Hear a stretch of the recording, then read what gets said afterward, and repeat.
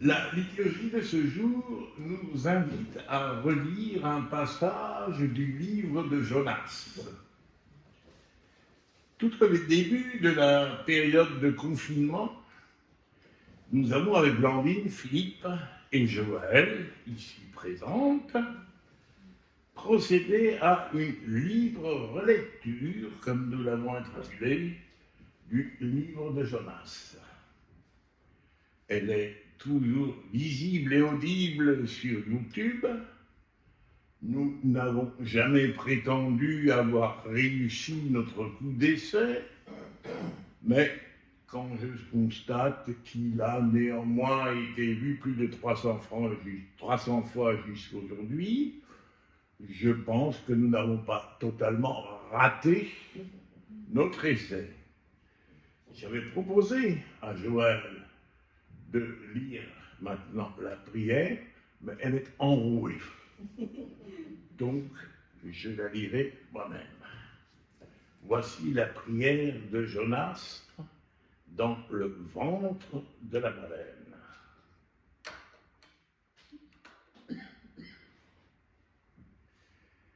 Dans ma détresse, j'ai invoqué l'Éternel et il m'a répondu.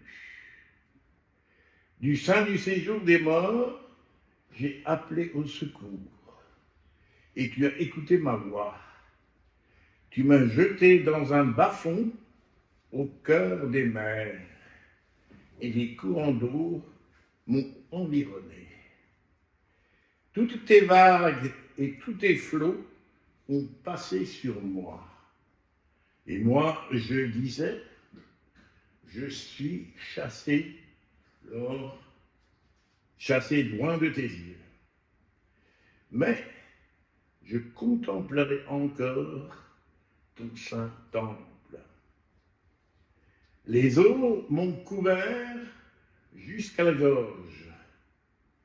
L'abîme m'a encerclé.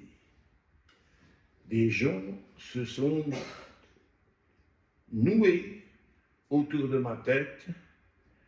Je suis descendu jusqu'aux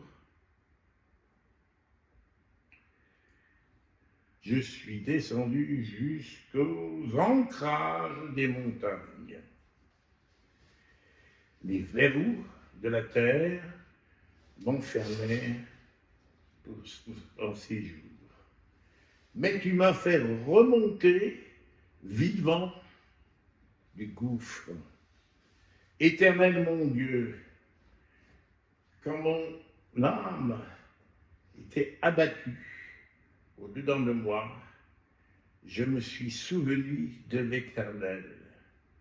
Et ma prière est parvenue jusqu'à toi, jusqu'à ton saint temple. Ceux qui s'attachent à de vaines idoles éloignent d'eux la bienveillance. Pour moi, je t'offrirai des sacrifices avec un cri de récompense. J'accomplirai les vœux que j'ai faits. Le salut appartient à l'Éternel. Amen.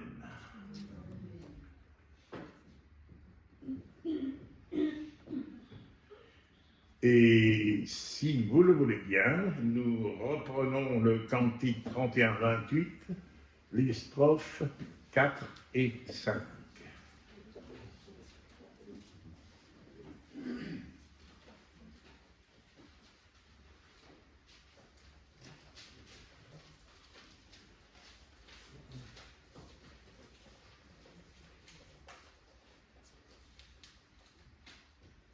Toi qui es lumière, toi qui es amour, mets dans nos ténèbres ton esprit d'amour. Toi qui nous appelles à vivre avec toi, une vie nouvelle, fleurie de ta joie. Toi qui es lumière,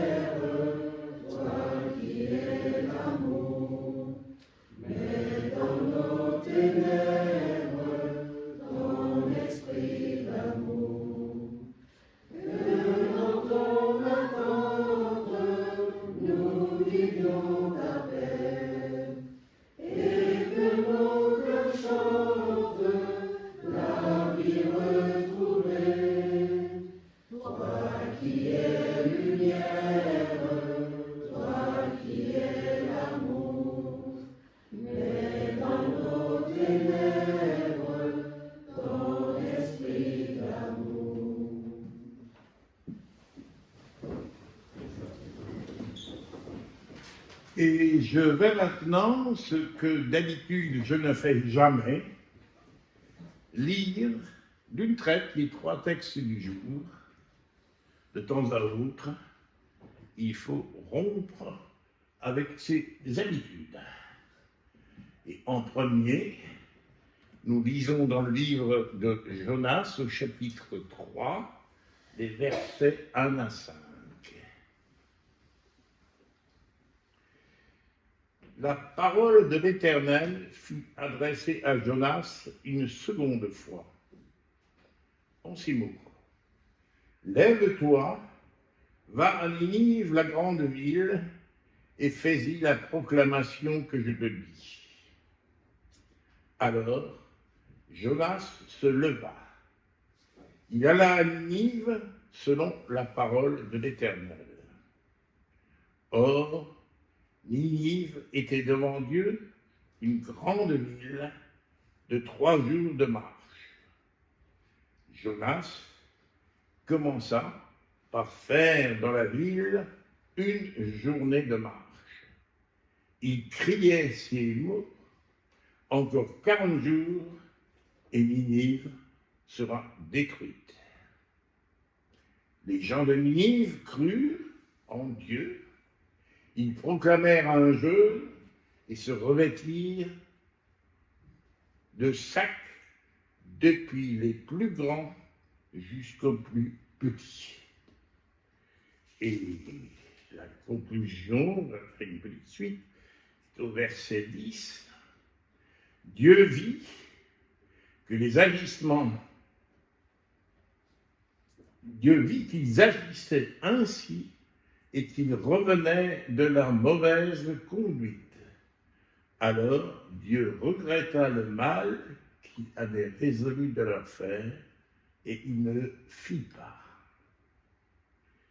Et nous lisons dans la première épître aux Corinthiens,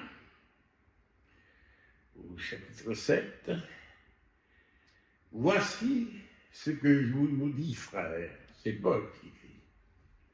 Le temps est court.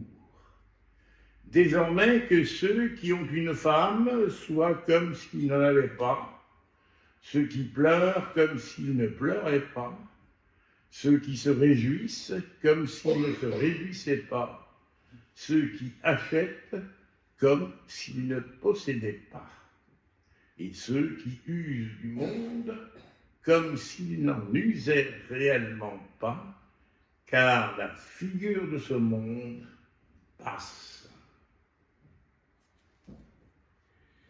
Et voici, dans l'Évangile selon Marc,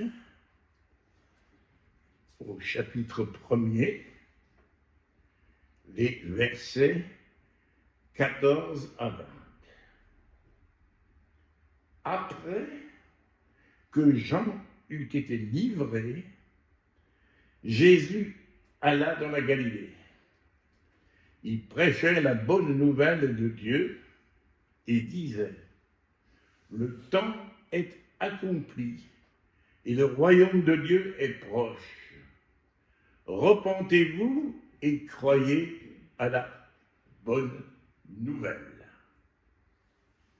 En passant le long de la mer de Galilée, il vit Simon et André, frères de Simon, qui jetaient leurs filets dans la mer.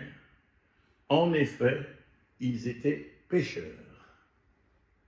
Jésus leur dit, suivez-moi et je vous ferai devenir pêcheurs d'hommes. Aussitôt, ils laissèrent leurs filets et le suivirent. En allant un peu plus loin, il vit Jacques, fils de Zébédée, et Jean, son frère, qui étaient aussi dans une barque et réparaient les filets. Aussitôt, il les appela. Ils laissèrent leur père Zébédée dans la barque avec ceux qui étaient ses ouvriers et ils le suivirent. Pour commencer, je vous propose non pas de relire notre évangile du jour, mais de passer en revue son vocabulaire qui est quelque peu particulier ou propre à Marc. Les versets concernés constituent une introduction, une annonce chapeau qui précède ou qui coiffe le récit qui va suivre du ministère de Jésus. Nous parlions autrefois de la vie publique de Jésus, sous-entendu qu'il avait auparavant une vie cachée à Nazareth. C'est un vocabulaire qu'on abandonne un tout petit peu maintenant. Jésus avait par contre, c'est dit ailleurs, allé vers la trentaine quand les choses vont se passer, comme il va être dit ici. La tradition attribue notre récit à un dénommé Marc, qui aurait été successivement compagnon de route de Paul et de Pierre ensuite. Une des particularités de ce récit est constituée par le fait qu'il ne nous livre aucune précision concernant la naissance de Jésus et pas davantage de ses manifestations à ses disciples en tant que crucifié, relevé de la mort. L'évangile selon Marc s'achève initialement par le constat fait par les femmes venues le lendemain du Shabbat au tombeau, que ce tombeau était vide. D'autres préfèrent lire qu'il était ouvert. Un jeune homme, vêtu de blanc, était toutefois présent. Il dit aux femmes, « Vous cherchez Jésus de Nazareth, le crucifié, il n'est pas ici. Voyez le lieu où il a été déposé. » Allez dire à ses disciples et à Pierre, « Il vous précède en Galilée. Là, vous le verrez comme il vous l'a promis. » Nous devons de conserver en mémoire la fin du récit pour mieux aborder et redécouvrir à présent son commencement. Nous revenons donc au verset 14 du chapitre 1er. Après que Jean eut été livré, paradoxalement, l'annonce de la bonne nouvelle s'accompagne de celle de la mort tragique de Jean, qui a été livré, est-il dit. Le même mot, livré, sera utilisé un peu plus loin pour parler, le moment venu, de la passion de Jésus. Jésus vint en Galilée. Certaines éditions précisent il revint en Galilée. En effet, il avait rejoint Jean-Baptiste, sur les bords du Jourdain et reçu son baptême avant de séjourner dans le désert. Mais le calendrier liturgique réserve la lecture de cet épisode au premier dimanche de Carême, qui tombe cette année le 18 février prochain. C'est bientôt.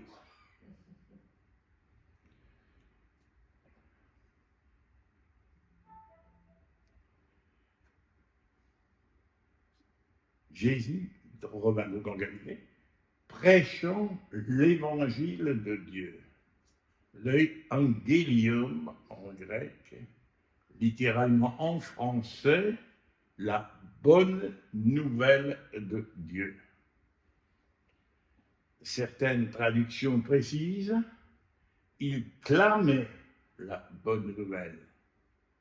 Le même mot sera réutilisé par la suite quand Jésus enverra ses disciples proclamer l'évangile de Dieu. Il disait, le temps est accompli. La langue grecque dispose de deux mots pour parler du temps, chronos et kairos. Le chronos évoque la durée, le temps qui passe, qui s'écoule et qui se mesure, d'où en français notre chronomètre.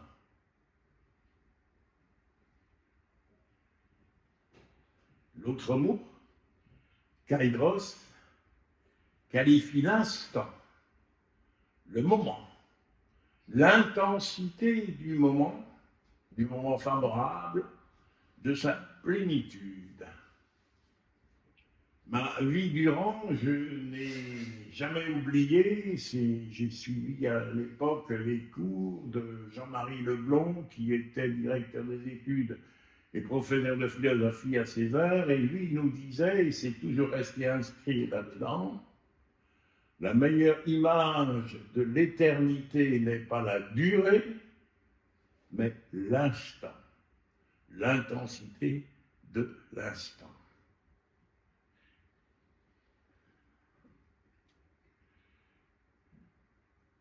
On pourrait encore, en français, évoquer l'importance d'un rendez-vous donné ou fixé, qu'il ne faut rater à aucun prix. Le règne de Dieu s'est approché.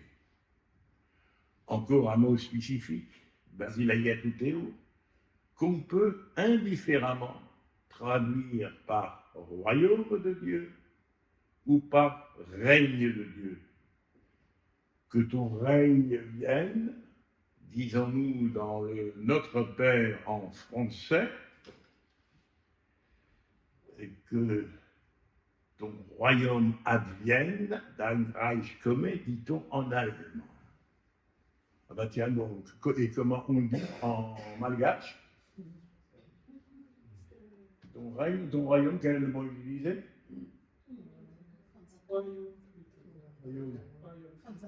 Royaume, d'accord, voilà. Alors, il peut désigner aussi la royauté tout court. Convertissez-vous, retournez-vous, revenez, repentez-vous. C'est la métanoïa en grec, la conversion, et qui correspond à la teshuva hébraïque déjà évoquée ce matin dans l'introduction à notre culte. Et croyez, littéralement, faites confiance en l'évangile, en la bonne nouvelle de Dieu, au singulier, à ne pas confondre avec les évangiles qui sont des écrits, mais nous y reviendrons.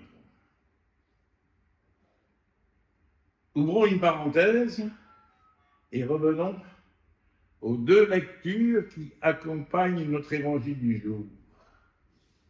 Elles ont été choisies selon moi, mais ce qui veut dire qu'on peut être d'un autre avis. Elles ont été choisies pour illustrer ou mettre en scène, traduire en images ou en une narration l'importance de cette notion de temps, du temps venu pour prendre conscience où allons-nous, vers quoi cheminons-nous, où nous conduit le chemin que nous avons emprunté. Et notre première lecture, donc cette première lecture est tirée du livre de Jonas, qui met en scène, vous l'avez entendu, le prophète qui prêche, qui proclame à Ninive l'avènement imminent de la catastrophe. Encore 40 jours et Ninive sera détruite. L'échéance est bien fixée. Mais voici la surprise. Les gens de Ninive mirent leur foi, leur confiance en Dieu. Ils proclamaient à leur tour un jeûne. Au verset 10, il nous est dit que Dieu vit qu'ils agissaient ainsi et qu'ils revenaient de la vie mauvaise. Alors, Dieu renonça au mal qu'il avait parlé de leur faire. Il ne le fut pas. Pour mieux comprendre, si dans la Bible, il y a un peuple au monde dont il ne faut rien attendre d'autre que le pire, ce sont bien les Ninivites. L'opinion de Jonas était faite et arrêtée et se fondait sur l'histoire et sur tout ce que les Ninivites avaient fait subir au peuple d'Israël. Mais nous apprenons dans ce même livre de Jonas que Dieu ne partageait pas cette opinion. Il ne désespérait pas des Ninivites, c'est-à-dire de l'humanité. Les événements vont lui donner raison. Les Ninivites ont reconnu que le Kairos était venu pour faire retour. À vous qui, peut-être, avez déjà écouté ce matin des informations ou parcouru les titres de votre journal, notre récit nous rappelle quelque chose, me semble-t-il. Aujourd'hui encore, malgré tout ce que vous avez pu lire ou entendre, non, Dieu ne désespère toujours pas de l'humanité, des Ninivites dont nous faisons partie. La deuxième lecture nous remémore les habituelles mises en garde de Paul. Le temps se fait court, tirez-en les conséquences. Celles que Paul suggère ne doivent pas nécessairement devenir les nôtres aujourd'hui. Mais sa conclusion demeure d'actualité. Ce monde, tel qu'il est, passe vite. C'est un encouragement, une parole de réconfort et d'espérance pour tous ceux et celles qui subissent des situations qui n'en finissent pas d'empirer. C'est un avertissement pour d'autres que je prends volontiers à mon compte. Je vous ai dit le soir de Noël mon âge, je confirme, une vie d'homme, même longue à nos yeux, passe vite, très vite, trop vite, ajouteront même certains.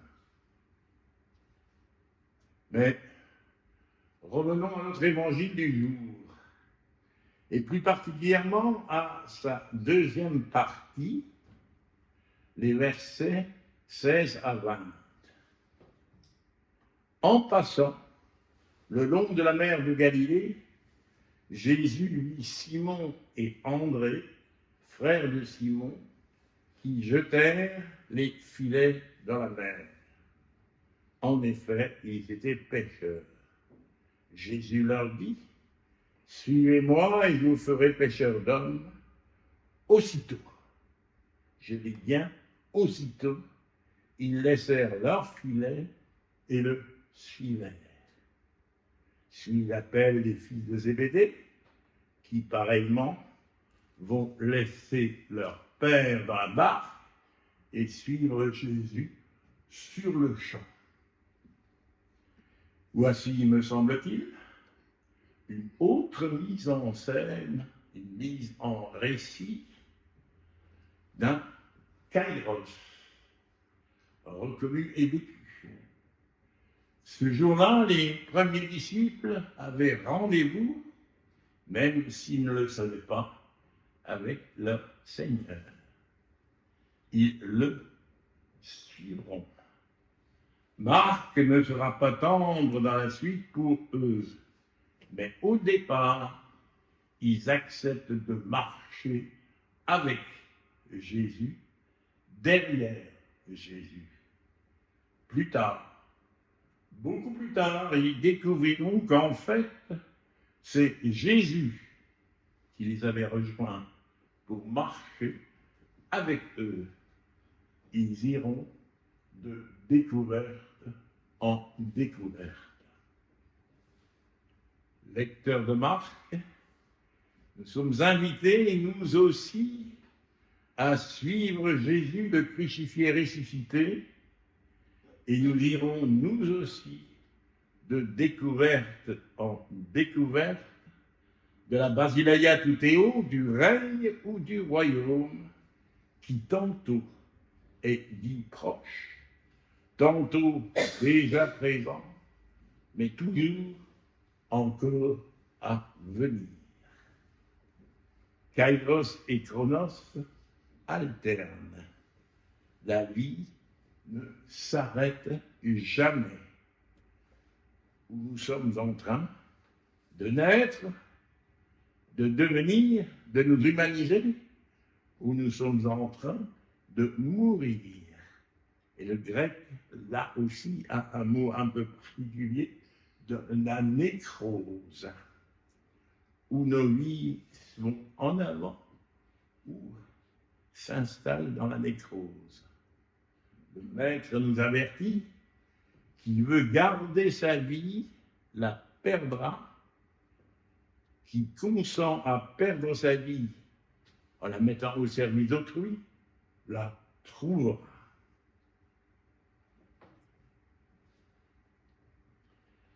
Le temps passe, mon temps de parole est mesuré, mais je ne peux pas aujourd'hui ne pas évoquer le fait que dimanche dernier, vous avez déjà, en suivant le calendrier liturgique, lu une toute autre version dans l'Évangile selon Jean de l'appel des premiers disciples. C'est notre ami René Sanvé, que j'ai attentivement écouté et réécouté, et qui a brillamment commenté ici ce texte. Mais lequel des deux textes, celui de Jean ou celui de Marc, nous relate-t-il comment les choses se sont exactement déroulées? Jésus a-t-il appelé ses premiers disciples sur les bords du Jourdain et une autre fois sur les bords du lac de Galilée? Un appel suivi d'un rappel, et pourquoi pas? Ne cherchons pas, cependant, à concilier les deux récits.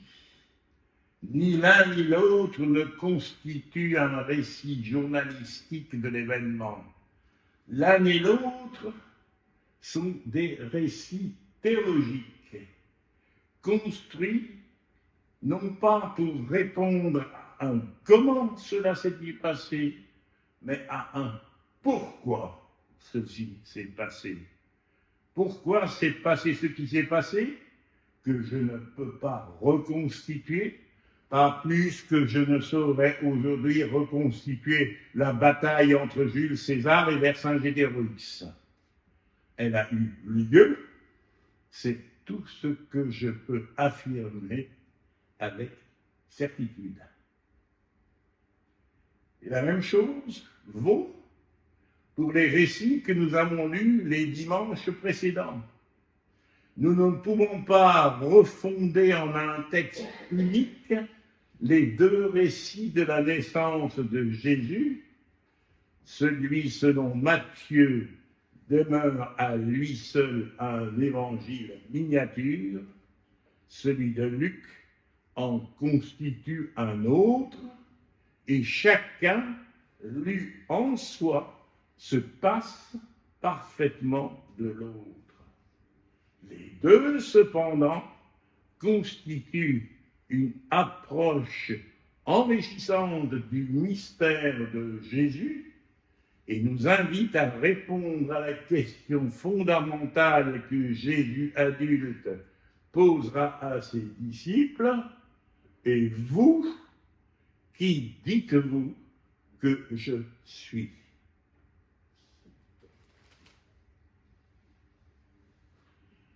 Dès le IVe siècle, nous disent les historiens, je crois qu'il s'appelait Hippolyte et même qu'il n'était pas à Rome. Mais moi, c'était à l'époque. J'ai oublié son nom. On a cherché à refondre nos 4 évangiles canoniques en un seul, en un 5e évangile unifié. C'est d'une certaine manière ce que font les auteurs des différentes vies de Jésus qui paraissent périodiquement, mais cela se termine toujours par un bricolage des textes.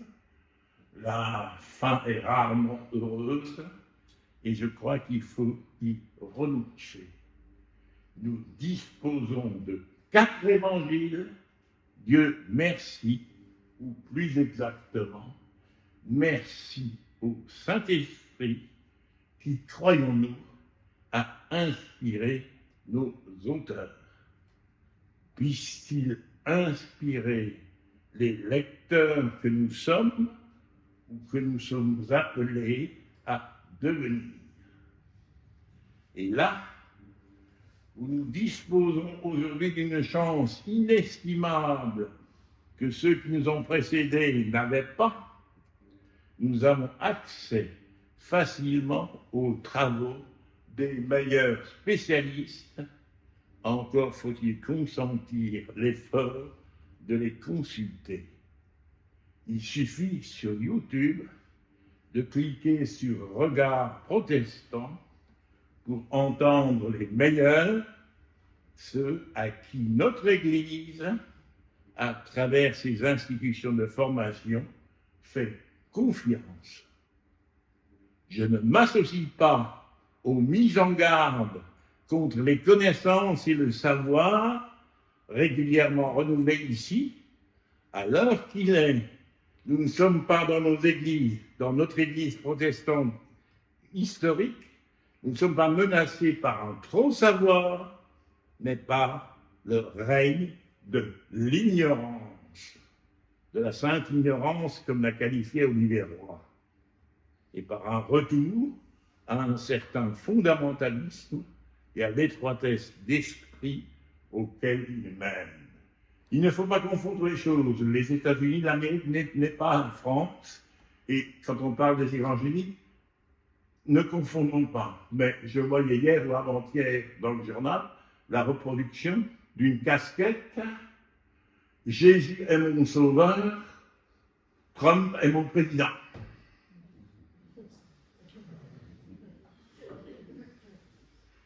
Il ne faut pas désespérer des Ninévites, nous dit l'Évangile du jour. L'intelligence est don de Dieu, à nous de la faire fructifier. Et je terminerai par, dans l'Évangile selon Marc, que nous lisons au chapitre 12e, verset 29, à propos du plus grand commandement. Écoute, Israël, le Seigneur notre Dieu est un. Tu aimeras le Seigneur notre Dieu de tout ton cœur, de toute ton âme, de toute ta pensée et de toutes tes forces. C'est Jésus qui prend à son compte ce qui est déjà dit dans le Premier Testament. Et vous pouvez retrouver cette citation dans Matthieu et dans Luc. Toute ta pensée est quelquefois, et non sans raison, traduite par avec toute ton intelligence. Nous sommes invités à savoir ce que nous croyons. Dieu merci, merci Dieu.